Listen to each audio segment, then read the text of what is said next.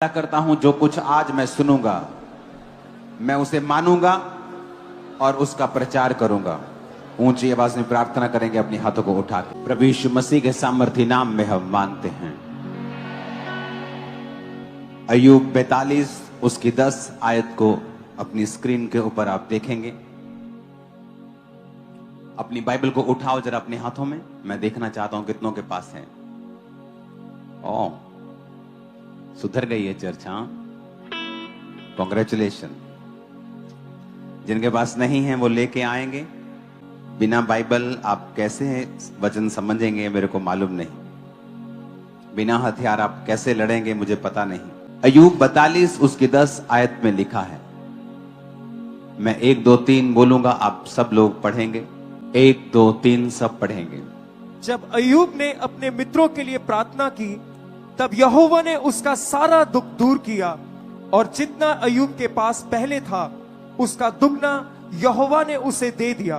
When Lord turned the captivity of Job, and restored his fortunes.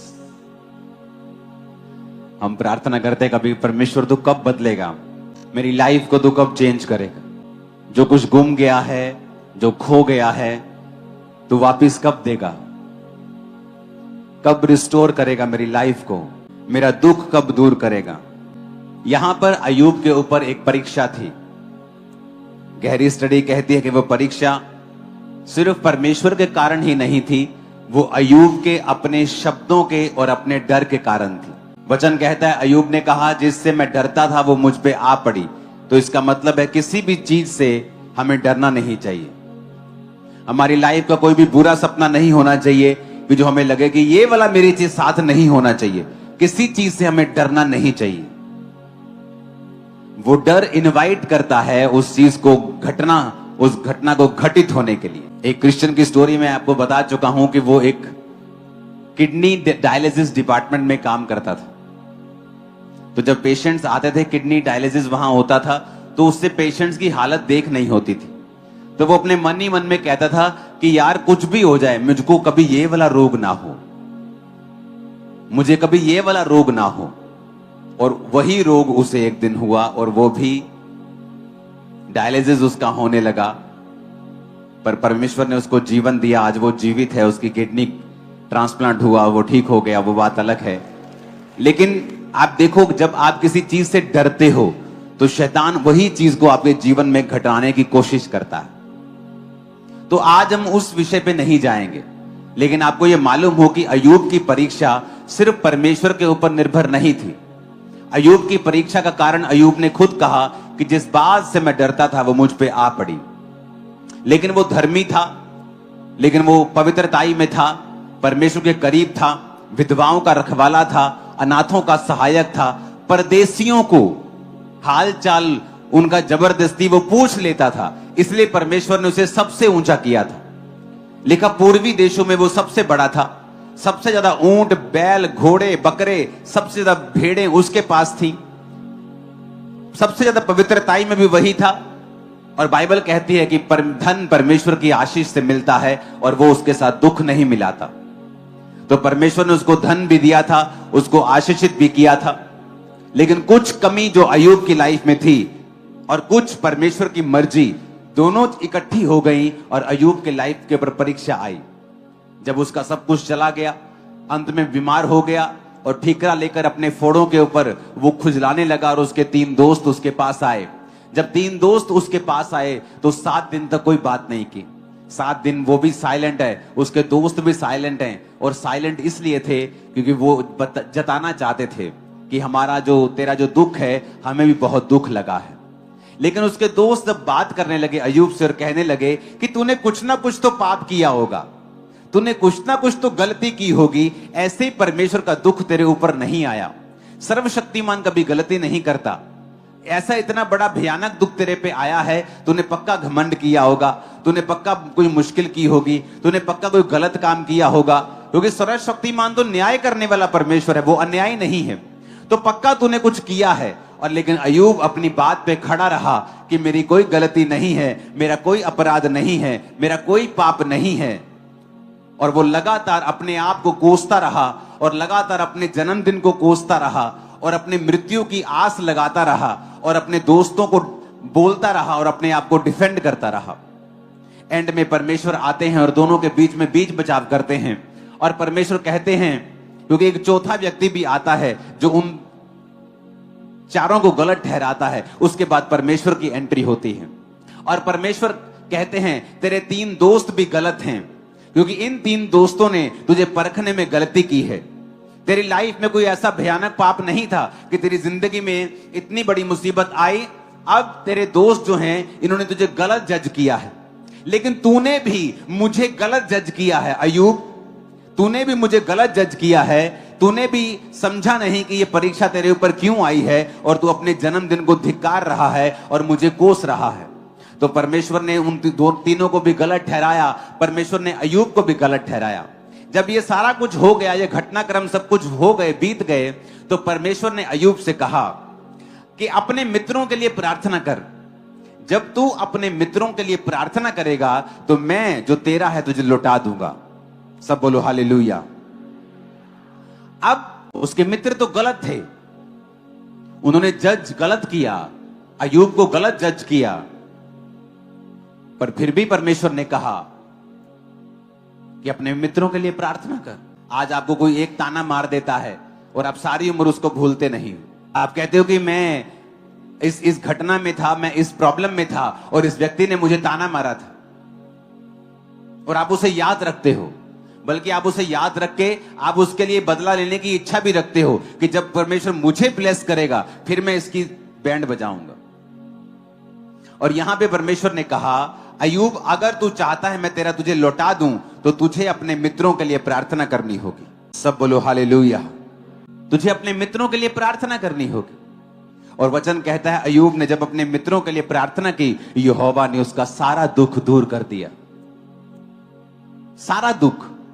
उसके मित्र भी श्राप के भागी नहीं हुए, क्योंकि जब आप किसी के लिए प्रार्थना करते हैं जिन्होंने आपको दुख पहुंचाया हो, जब आप उनके लिए आशीष के लिए प्रार्थना करनी शुरू करते हैं तो ऑटोमेटिकली आप उन्हें माफ कर देते हैं। जब एक गंदा बर्तन हो और आप अगर फैसला कर लें कि आप उसे उसमें खाना चाहते हैं कुछ, तो ऑटोमेटिकली आप उसे साफ करेंगे पहले, और जब आप उसे साफ करेंगे तो फिर ही आप उसमें खाएंगे।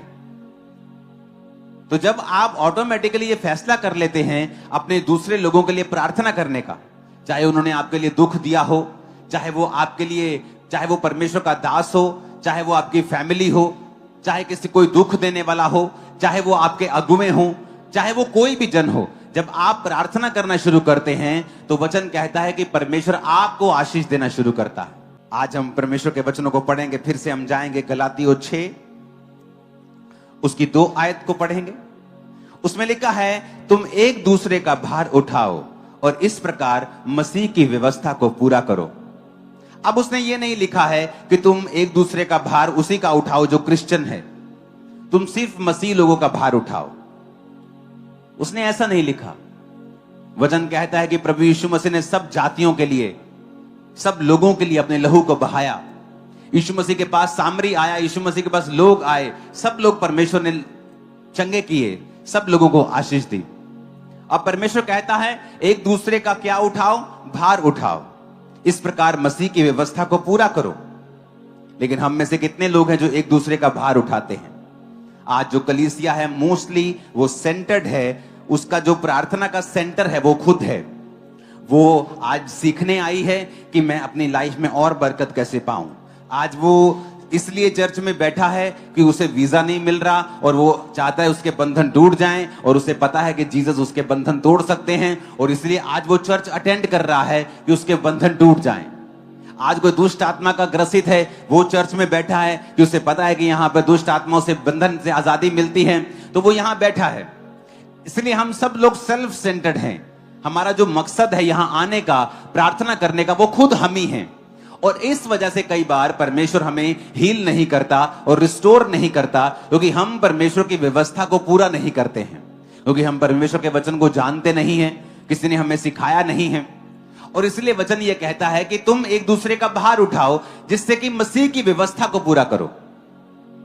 इसलिए परमेश्वर ने कहा था अय्यूब को कि अय्यूब अपने दोस्तों के लिए प्रार्थना कर। जब तू अपने दोस्तों के लिए प्रार्थना करेगा तो रॉन्ग जजमेंट की वजह से जो उनकी लाइफ पे कर्स है मैं वो खत्म कर दूंगा और मैं तुझे भी आशीषित करूंगा। आज जब हम दुनिया में देखते हैं फॉरेन कंट्रीज में आज जो इंडियंस सफर कर रहे हैं, एक पंजाबी ने अगर किसी चीज को एक्सीडेंट कर दिया, कोई गलत काम कर दिया, तो उसकी वजह से पूरी कम्युनिटी को वो बोलते हैं और वहां पे रैलियां हो रही हैं कि इनको बाहर निकालो, इंडियंस को बाहर निकालो, जबकि हर एक इंडियन का कसूर नहीं है। कोई बीच पे जाके गलत काम कर रहा है और सब इंडियंस को समझ रहे कि सारे इंडियंस ऐसे हैं। कोई प्रवासी पंजाब में कोई गलत काम कर रहा है तो सारे प्रवासियों को निकालने की जरूरत नहीं है, क्योंकि सारे गलत नहीं हैं। जिस तरह सारे पंजाबी गलत नहीं है फॉरेन में, उस तरह सारे प्रवासी भी गलत नहीं। तो जिसने जो गुनाह किया है उसी को सजा देने पे लोगों का कंसंट्रेशन होना चाहिए। ये दुनियावी मैं आपको बात बता रहा हूं, लेकिन आत्मिक बात यह है कि जब आप अपने आसपास की घटनाओं को होता हुआ देखते हैं, मुझे नहीं लगता आपके अंदर बोझ आता है कि नहीं। कितने लोगों ने अभी तक अपने पंजाबी सिखों के लिए, अपने हिंदुओं के लिए, पंजाबी क्रिश्चियंस के लिए जो फॉरेन में हैं, आपने उनके लिए प्रार्थना की है कि नहीं? मैं नहीं जानता हूं, लेकिन यही प्रार्थना थी जो आपको करनी चाहिए थी। पर आप जब भी प्रार्थना में बैठते हैं आप सोचते हैं आज मुझे अपने लिए मांगना है, आज मुझे अपने बेटे के लिए मांगना है, आज मुझे बंधनों से आजाद होना है, मुझे प्रार्थना करनी, मुझे आत्मा में बढ़ना है। और हमें यह मालूम नहीं है कि आत्मा में बढ़ने के लिए आपको बैलेंस स्पिरिचुअल लाइफ चाहिए। जब आप शरीर में देखते हैं कि आपके लिए कुछ खाना कोई अच्छा है, आपके लिए एग्स अच्छे हैं, तो आप सारा दिन एग्स पे नहीं निकाल सकते। पनीर अच्छा है, सारा दिन पनीर नहीं खा सकते। आपको बैलेंस खाना पड़ता है आपकी बॉडी को हेल्थी रखने के लिए। वैसी स्पिरिचुअल लाइफ है, आपको आत्मा में बढ़ना है तो इसका मतलब यह नहीं कि आप अपने लिए ही प्रार्थना करते रहोगे 24 घंटे तो आप आत्मा में बढ़ जाओगे। आप ऐसे नहीं बढ़ोगे। वचन कहता है एक दूसरे का भार उठाओ। तो कितने लोगों ने आप में से प्रार्थना की अपने पंजाबी भाइयों के लिए, अपने इंडियंस के लिए? पिछले 6 महीनों में जितनी इंडियंस के खिलाफ वीडियोस बनी है, जितनी वैल्यू डाउन हुई है, रीजन क्या? किसी ने गलती की, सफाई नहीं रखी, सिविक सेंस नहीं रखी, तो वो सारा खमियाजा इंडियंस को भुगतना पड़ा। और भी कई कारण हैं जिन्हें मैं बोलना नहीं चाहता हूं, और भी कई कारण हैं जिन्हें मैं बोलना नहीं चाहता हूं, लेकिन आपने उनके लिए प्रार्थना की कि नहीं की? आपने प्रार्थना की प्रवासियों के लिए जो पंजाब में आज जिनको डर लग रहा है क्योंकि किसी ने गलती की, सभी को सजा मिलनी चाहिए क्या? तो एक पंजाबी ने गलती की, सब पंजाबी को सजा मिलनी चाहिए क्या? नहीं, हमें प्रार्थना करनी होगी उन लोगों के लिए। 2016 से 14 से 15 से मैं आपको एक बात बता रहा था कि इतना माहौल खराब होगा आप देखते रह जाओगे। अंधेरा आएगा, अंधेरे वाले दिन आएंगे। लोग बोलते हैं इससे ज्यादा बुरा क्या हो सकता है। कोविड के टाइम मैंने कहा और अंधेरा होगा, अब लोग बोलते हैं इससे बुरा क्या हो सकता है। मैं आपको फिर कह रहा हूं अभी और अंधेरा होगा। आप देखोगे फॉरेन के कंट्रीज के ऊपर शरेआम लोगों को मारते हुए, अच्छे लोगों को मारते हुए, क्योंकि वो उनकी कास्ट के नहीं है, क्योंकि वो उनके रंग के नहीं है, क्योंकि वो उनके देश के नहीं है। किल करते हुए आप देखोगे। कौम कौम के ऊपर चढ़ाई करेगी, राज्य राज्य के ऊपर चढ़ाई करेगा, यह वचन में लिखा हुआ है। और अब क्या होगा मैं आपको बता रहा हूं। अगर आप देखेंगे इस साल के शुरू होने से पहले परमेश्वर ने मुझे सपना दिया था कि एम्बैरेसमेंट का सामना कर रहे हैं इंडियंस, और तब कोई प्रॉब्लम नहीं हुई थी, तब तक सब सही चल रहा था। अगर आप देखेंगे उस प्रोफेसी को 31 नाइट की, आपको मालूम हो जाएगा कि परमेश्वर ने पहले से बता दिया था कि क्या होने वाला है। तारीफ करो खुदाबंद, वो बात कर रहा है हमसे। आमीन। तो हमें क्या, एक दूसरे के लिए हमने प्रार्थना की क्या? कि जब हम प्रार्थना करने के लिए बैठे, सुबह आप 1 घंटा अपने लिए पर्सनल प्रार्थना करो, अपने लिए मांगो, अपने बच्चों के लिए मांगो, अपनी स्पिरिचुअल लाइफ के लिए मांगो। फिर दिन का एक समय ऐसा रखना चाहिए जहां पर आपको दूसरों के लिए प्रार्थना करनी। वो आपको जानते हो जरूरी नहीं है, वो हमारे पंजाबी हो सकते हैं फॉरेन में, वो हमारे इंडियंस हो सकते हैं फॉरेन में, वो हमारे क्रिश्चियन भाई हो सकते हैं छत्तीसगढ़ में, राजस्थान में, मध्य प्रदेश में जो परसिक्यूशन का सामना कर रहे हैं। परमेश्वर का दास है जो आपके लिए वचन दे रहा है और लीड कर रहा है, और हर एक तरह की जो मुश्किलें हैं उनका वो सामना कर रहा है। आपकी चर्च की टीम, आने वाले मीटिंग्स, क्रूसेड्स, सभाएं, सुसमाचार का काम हो, कितने विषय हैं आप लोगों के लिए प्रार्थना करने के लिए। क्योंकि अगर हम सेंटर रहेंगे, अपने लिए प्रार्थना करेंगे, करते जाएंगे, अपने बेटे के लिए 6 घंटे प्रार्थना करते जाएंगे, तो कभी भी वो बैलेंस प्रार्थना नहीं है। और जो चीज बैलेंस में नहीं होगी, आपकी लाइफ में कभी रिजल्ट को नहीं लेके आएगी। वचन में लिखा है, एक दूसरे का भार उठाओ। इफिसियां 6 उसकी 18 आयत में पढ़ेंगे, हर समय हर प्रकार से आत्मा में प्रार्थना और विनती करते रहो, इसलिए जागते रहो कि पवित्र लोगों के लिए लगातार विनती किया करो। अब यहां पर क्रिश्चियन लोगों के लिए प्रार्थना करने का स्पेशल आपको बोला गया है। पवित्र लोग किन्हें कहा गया है? जो मसीह में हैं। कि जब तुम प्रार्थना करने के लिए बैठते हो तो प्रार्थना और विनती करो और पवित्र लोगों के लिए प्रार्थना करो।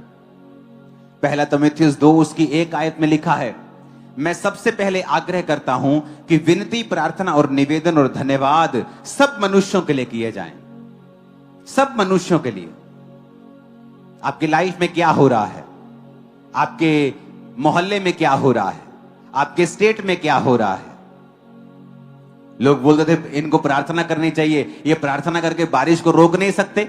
जिस दिन वीरवार को चर्च में प्रार्थना के लिए बारिश हुई थी, प्रार्थना हुई थी, तब से बारिश नहीं हुई है। और जब मैंने ये पढ़ा कि वहां पे आ रहा था कि सितंबर विल बी द वेटिएस्ट मंथ, कि सितंबर सबसे गीला महीना होने वाला है, मैंने कहा परमेश्वर, सितंबर से पहले ही लोगों को तूने इतना गीला कर दिया, और गीला होगा तो मुश्किल हो जाएगा। तो मैंने कहा चलो अब टाइम आ चुका है, पूरी चर्च को बुलाया जाए और हम प्रार्थना में जाएं। और थर्सडे आपने फास्टिंग की, प्रेयर की, परमेश्वर ने सुना, सूखा कर दिया महीना गीले के बजाय। यहां पर लिखा है सब मनुष्यों के लिए। फिर आगे लिखा है राजाओं और ऊंचे पद वालों के निमित्त, इसलिए कि हम विश्राम और चैन के साथ सारी भक्ति और गंभीरता से जीवन बिता सकें। अब यहां पर लिखा गया है पॉलिटिशियंस के लिए प्रार्थना करो। आप में से कितने लोग हैं जिन्होंने अपने एरिया के एमपी के लिए कभी प्रार्थना की है? आपके एरिया का एमएलए कौन है, आपने कभी प्रार्थना की है? आप हमेशा नुकसान ये हो गया मेरा, आप कमियां निकालते हम लोग, हाँ, लेकिन हम कभी प्रार्थना नहीं करते कि परमेश्वर हमारे एरिया के एमपी पर अपना अधिकार कर, वो हमारे एरिया की बेहतरी के लिए कार्य करे, उसको बोझ दे, उसका दिल और दिमाग बोझ से भर जाए, वफादारी वाला जीवन दे, करप्शन लेस लाइफ तो उनको दे। अपने प्रधानमंत्री के लिए, अपने मुख्यमंत्री के लिए, मंत्रियों के लिए। कितने लोग हैं जो रोज प्रार्थना करते हैं? वचन कहता है कि रोज प्रार्थना करनी है राजाओं के लिए और ऊंचे पद वालों के लिए। हालेलुया। आज जब हमारी लाइफ सेल्फ सेंटर्ड है, सिर्फ अपने लिए हम प्रार्थना करते हैं, अपने ही बच्चों के लिए, अपने बिजनेस के लिए, अपनी स्पिरिचुअल लाइफ के लिए, तो वो एक सेल्फिशनेस का एक रूप धारण कर लेती है। और जब हम सेल्फिश होकर प्रार्थना करते हैं तो परमेश्वर हमें चंगा नहीं करता। फिर से पढ़ेंगे अय्यूब की आयत को। अय्यूब ने अपने मित्रों के लिए प्रार्थना की। अय्यूब 42 उसकी 10, मैं 3 गिनूंगा, आप हम इकट्ठे पढ़ेंगे, आपको समझ आएगा। 1 2 3। जब अय्यूब ने अपने मित्र के लिए प्रार्थना की, तब यहोवा ने उसका सारा दुख दूर किया, और जितना अय्यूब के पास पहले था उसका दुगना यहोवा ने उसे दे दिया। तारीफ करो जोर से। अपने पड़ोसी को बोलो दुगना वापिस किया। फिर से बोलो अपने पड़ोसी को दुगना वापिस किया। जब उसने किसके लिए प्रार्थना की? अपने मित्रों के लिए। कौन से मित्र? उससे अच्छी बातें करने वाले मित्र नहीं। बोलते थे तू पापी है, तूने पक्का पाप किया है, तूने कोई ना कोई गलती तो जरूर की है। सर्वशक्तिमान गलती नहीं करता। अगर तुझे उसने टांगा है ना, तो उसने कुछ देख के ही टांगा होगा। अगर तेरी उसने ऐसी तैसी की है ना, तो जरूर तूने कोई ब्लंडर किया है। ऐसे तो उसने नहीं तेरा किया काम। ऐसे तेरे परिवार में इतनी बड़ी मुसीबत कैसे आ सकती है? तेरा शरीर इतना बीमार क्यों है? पक्का तूने पाप किया है। और अय्यूब का सीना छलनी कर दिया उनके वर्ड्स ने, ऑफेंड कर दिया अय्यूब को। वो दुखी था कि जिन मित्रों की उसने सहायता की है, उनको ऊंचा लिफ्ट किया है, वो उसको पहचान नहीं सके। लेकिन खुदा ने कहा अय्यूब, अगर तू ऑफेंड हो जाएगा ना, अगर तू नाराज हो जाएगा, तो तेरी प्रार्थना कबूल नहीं होगी। जब आप दूसरों को माफ करते हैं, एक्चुअल में आप अपने आप पर कृपा कर रहे होते हैं, आप अपने पर दया कर रहे होते हैं। बहुत बुरी बातें अय्यूब के दोस्तों ने अय्यूब को बोली थी, बहुत ही बुरी, बहुत ही बुरी। कुछ दोस्तों ने उसको बोला कि तुझ में बुद्धि की कमी है, कि तू परमेश्वर को समझता नहीं है। उसे पाखंडी कहा, उसे गधे से कंपेयर किया। जिस व्यक्ति की बुद्धि से आशीष पाई हो, जब उस पे परीक्षा आई तो उसको कंपेयर करने लगे, उसको ये बोलने लगे कि तुझे वचन पे चलना चाहिए, अगर तू वचन पे चलेगा तो परमेश्वर तुझे ब्लेस कर देगा। और उसको लगातार तसीहत देते रहे, उसको घमंडी कहते रहे, उसको अधर्मी कहते रहे, जज करते रहे कि शायद तू लोगों का पैसा रखकर अमीर हुआ है। बहुत कुछ उसको कहा, दुनिया की जो बात बोल सकते थे वो बोली उसे। पर परमेश्वर ने कहा अय्यूब इनके लिए प्रार्थना कर। और अय्यूब ने जब अपने दोस्तों के लिए प्रार्थना की, परमेश्वर ने अय्यूब का सारा दुख दूर किया और दुगना उसे दिया जो खो लिया था, जो छीन लिया था। किसी दोस्त ने उसको कहा तू अपनी अनमोल वस्तुओं से बहुत प्यार करता है, तो हीरे से चांदी से जो तेरे पास अनमोल अनमोल तेरा सिस्टम बना हुआ है, तू उससे बहुत प्यार करता है, तू प्रभु से ज्यादा प्यार कर। बहुत कुछ उसको कहा कि परमेश्वर के समीप जा, परमेश्वर से मेल मिलाप कर। अय्यूब सुनता रहा, वो सुनता रहा, सुनता रहा, सुनता रहा। उसका दिल, जैसे उसका शरीर छलनी हो गया था, उसका दिल छलनी हो गया। लेकिन परमेश्वर आए बीच में और कहा अय्यूब माफ कर, तेरा दिल छलनी है, इससे तुझे ही नुकसान होगा। प्रार्थना कर अपने दोस्तों के लिए। दोस्तों के लिए प्रार्थना करते करते आप लोग एक दिन चंगे हो जाएंगे और दुख दूर हो जाएंगे और सब कुछ जो छीन गया था वापिस आने वाला है। आप सेलिब्रेशन करेंगे। आमीन। ऊंचे वाला चाहिए चर्च। मैंने कहा आमीन, ऊंचे वाला चाहिए चर्च। जब आप प्रार्थना करते हैं एक दूसरे के लिए, आप बर्डन्स को, आप बोझ को शेयर करते हैं और मसीह की व्यवस्था को पूरा करते हैं। सब बोलो आमीन। आप जब एक दूसरे के लिए प्रार्थना करते हैं, आप क्या करते हैं? अपने पड़ोसी को बोलो आप, मैं बर्डन को शेयर करता हूं, मैं बोझ को उठाता हूं। इस पेज को करना, फिर से कहो, मैं बोझ को उठाता हूं जब मैं तेरे लिए प्रार्थना करता हूं। तो पहला, जब आप प्रार्थना करते हैं क्या होता है? आप बर्डन को शेयर करते हैं। अपने पड़ोसी को बोलो दूसरे के बोझ को शेयर कर। दूसरा, जब आप प्रार्थना करते हैं आप अपनी हीलिंग को प्रमोट करते हैं। इसको थोड़ा बारीक करो, किसने इतना मोटा किया है इसको? अपने पड़ोसी को बोलो जब तू दूसरे के लिए प्रार्थना करता है, तू अपनी हीलिंग के लिए प्रार्थना करता है। तीसरा है यूनिटी। जब तू एक दूसरे के लिए प्रार्थना करता है, तू एकता में बंधता है। सब बोलो आमीन। ऊंची आवाज में कहो आमीन। चौथा, जब तू प्रार्थना करता है एक दूसरे के लिए, तू क्राइस्ट को कॉपी करता है। चार चीजें आपके साथ होती हैं जब आप एक दूसरे के लिए प्रार्थना करते हैं। आप उसके बर्डन्स को शेयर करते हैं, जो वचन पूरा होता है। एक दूसरे का भार उठाओ। आप अपनी हीलिंग को लेते हैं। जहां 2 बार बाइबल में जिक्र है हीलिंग का कि अय्यूब भी चंगा हुआ, और दूसरा जिक्र है याकूब 5 उसकी 16 आयत में कि तुम लोग एक दूसरे के सामने अपने अपने पापों को मान लो, एक दूसरे के लिए प्रार्थना करो जिससे चंगे हो जाओ। सब बोलो आमीन। सब कहो आमीन। कि इसने कहा कि एक दूसरे के सामने अपने पापों को मानो, एक दूसरे के सामने प्रार्थना करो, तो तुम क्या हो जाओगे? तुम चंगे हो जाओगे। तो जब आप प्रार्थना करते हैं आप खुद भी चंगे होते हैं। जब आप प्रार्थना करते हैं आप यूनिटी में, एकता में रहते हैं। चौथा, जब आप प्रार्थना करते हैं आप क्राइस्ट को कॉपी करते हैं, और हमें क्राइस्ट को कॉपी करने के लिए ही बुलाया गया है। जब आप क्राइस्ट को कॉपी करते हैं आप उसकी ब्लेसिंग्स को, उसके मस्से को, उसके छुटकारे को भी कॉपी करने लगते हैं। आमीन। ऊंचे वाला चाहिए चर्च। हालेलुया। अपने हाथों को उठाओ इन चारों पॉइंट्स के लिए और कहो खुदा से कि परमेश्वर, मैं बर्डन्स को शेयर करूं ताकि मेरी हीलिंग हो, मैं एकता में रहूं और क्राइस्ट को इमिटेट करूं, उसकी कॉपी करूं। ऊंची आवाज में प्रार्थना करेंगे फिर से।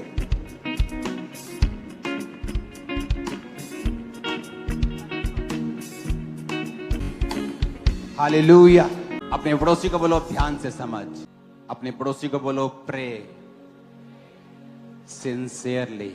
जब प्रार्थना करनी है एक दूसरे के लिए तो सिंसियरली, सीरियसली, बोझ के साथ हमें प्रार्थना करनी है। दूसरा, अपने पड़ोसी को बोलो फिर से, उसको बोलो जब प्रार्थना करनी है तो वचन कहता है कि थैंक्स गिविंग के साथ करनी है। अपने पड़ोसी को बोलो फिर से, प्रार्थना करनी है तो धन्यवाद के साथ करनी है। तीसरा है प्रे इन द स्पिरिट, कि जब प्रार्थना करनी है तो आत्मा में होकर, गैर भाषाओं में होकर प्रार्थना करनी है। और आप वचन से जब पढ़ते हैं, वचन पढ़ के प्रार्थना करते हैं, तब भी आप आत्मा में प्रार्थना करते हैं। अपने पड़ोसी को बोलो आत्मा में प्रार्थना करनी है। चौथा है प्रे फॉर स्पेसिफिक नीड्स। इसका मतलब है कि जब तुम्हें प्रार्थना करनी है तो तुम्हारी प्रेयर पॉइंट क्लियर होना चाहिए कि तुम्हें क्या चाहिए। पांचवा है जब तुम्हें प्रार्थना करनी है तो अपने दुश्मनों के लिए करनी। सब पॉइंट्स को नोट करो कि जब प्रार्थना करनी है सिंसियरली करनी है, आत्मा में करनी है, थैंक्स गिविंग के साथ करनी है, स्पेसिफिक यानी जो चाहिए क्लियर परमेश्वर को बताना है, और अपने दुश्मनों के लिए प्रार्थना करनी है। प्रार्थना करने से होता क्या है मैं आपको बता चुका हूं। आप बोझ शेयर करते हैं, आप एकता में रहते हैं, आप हीलिंग को रिसीव करते हैं, आप क्राइस्ट को कॉपी करते हैं। आज के बाद ये कलीसिया सेल्फ सेंटर्ड ना हो, सिर्फ अपनी गंगी ना गाए कि मुझे क्या चाहिए, मुझे कौन सा छुटकारा चाहिए। वो ये देखे कि आपके आसपास क्या हो रहा है, आपकी चर्च में क्या हो रहा है, कौन सी मीटिंग्स आने वाली हैं, आपके देश में क्या हो रहा है, आपके दूसरे हिंदू भाइयों को, सिखों को, मुसलमानों को, क्रिश्चियंस को क्या हो रहा है।